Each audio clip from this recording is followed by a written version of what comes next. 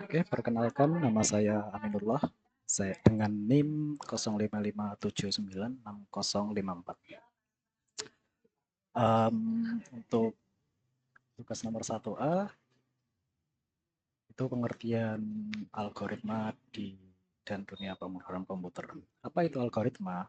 Algoritma adalah metode atau langkah yang direncanakan secara tersusun dan berurutan untuk menyelesaikan atau memecahkan masalah dengan instruksi-instruksi yang jelas. Nah, karakteristiknya apa? Itu ada satu, jelas dan terstruktur, dua, efisien, terbatas, dan keempat itu umum. Nah, jenis-jenis algoritma itu ada sorting, searching, rekursif, dan greedy. Tapi rata-rata yang kepake itu sorting, searching, dan rekursif. Greedy selama aku bekerja belum pernah memakai. Nah, fungsi algoritma itu apa? Fungsi algoritma itu untuk memecahkan masalah. Jadi algoritma itu bisa membantu kita untuk memecahkan masalah yang kompleks dengan cara step by step gitu ya. Contohnya di flowchart, bagaimana cara kita check out.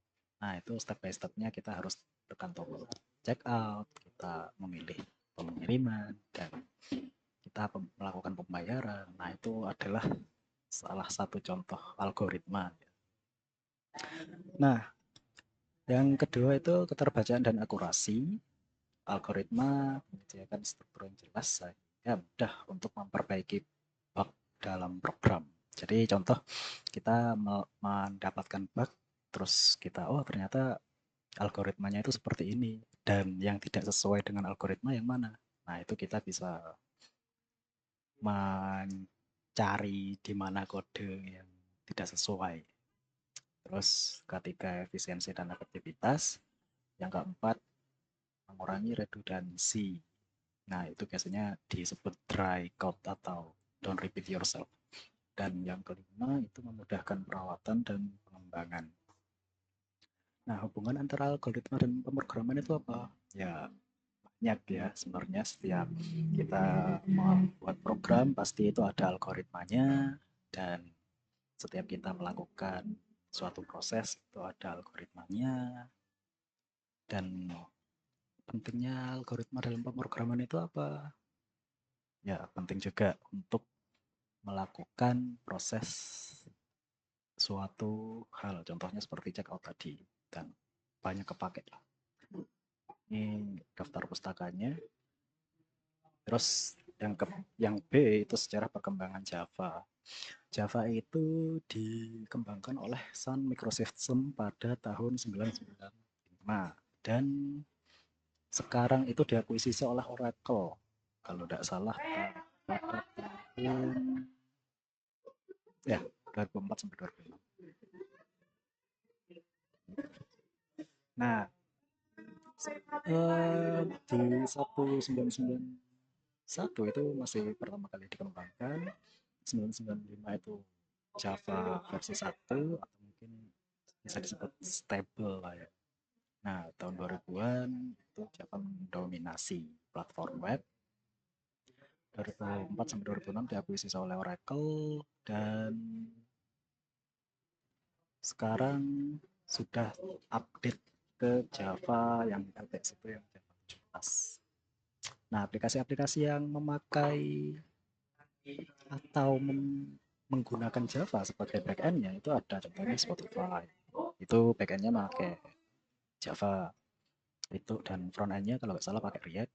Netflix juga itu backend pakai Java, front end seingatku juga pakai React. Ini daftar pustakanya. Nah, yang ke soal kedua itu flowchart. Ini kita flowchart dalam penjumlahan gaji. Pertama kita mulai, terus kita mendeklarasikan variabel-variabel apa sih yang dibutuhkan uh, di dalam flowchart kita. Nah, itu ada golongan, jam lembur, gaji pokok, gaji lembur, dan total gaji. variabel ini buat apa? Ya, buat menyimpan value ya. Contohnya, kita memasukkan golongan. Golongan ini bakal disimpan dalam variabel golongan. Misal A ini bakal disimpan dalam variabel golongan.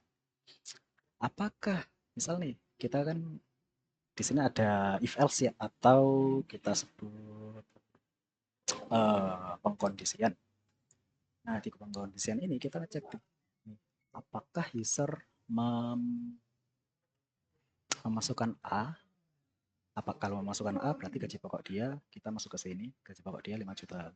Oh, ternyata tidak. Dia memasukkan C. Berarti di algoritmanya atau di flowchartnya kita ngecek apakah B, tidak, apakah C, ya. Dan misal jika dia memasukkan D, misal, itu kita bakal masuk ke langsung ke print. Kita tunjukkan bahwa golongan yang dia masukkan itu tidak valid dan langsung end di sini. Oke. Misal kita ambil yang A, gaji pokok 5 juta. Nah, dengan gaji pokok 5 juta, kita mencari input, meminta user untuk melakukan input lagi nih. Dia lemburnya berapa jam? Jam lemburnya berapa? Nah, ternyata dia itu rajin. Dia lembur sekitar 10 jam misal. Berarti di flowchartnya bakal ngecek apakah jam lembur sama dengan 1? Tidak. Apakah jam lembur sama dengan 2? Tidak juga. 3 tidak, 4 tidak. Dan apakah jam lembur lebih dari 5? Ya. Dan kita masuk ke gaji lemburnya itu perhitungannya 38% dari gaji pokok. Gaji pokok tadi berapa? 5 juta. 38% dari 5 juta ini berapa?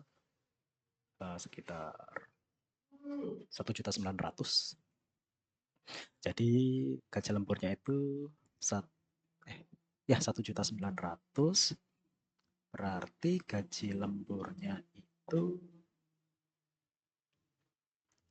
1.900.000, total gajinya itu gaji pokok plus gaji lembur, berarti 5 juta ditambah 1.900.000 tadi. Dan kita akan ngeprint total gajinya atau menunjukkan, mengoutputkan, menampilkan total gaji dia yang dimana nilainya 6.900.000 dan selesai.